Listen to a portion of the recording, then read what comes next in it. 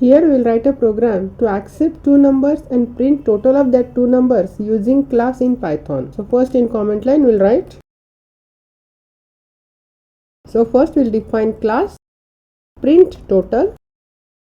Inside this class we will accept two numbers from the user. So n1 equal to int input enter first number.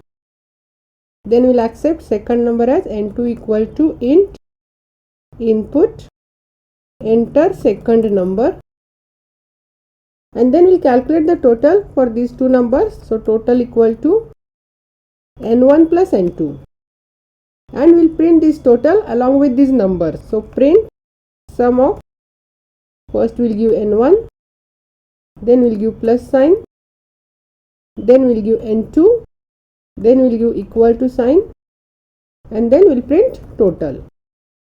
Then we'll create object for this class print total as p1 equal to print total, and we execute this. I will give first number as 5, second number as 6. It will print sum of 5 plus 6 as 11.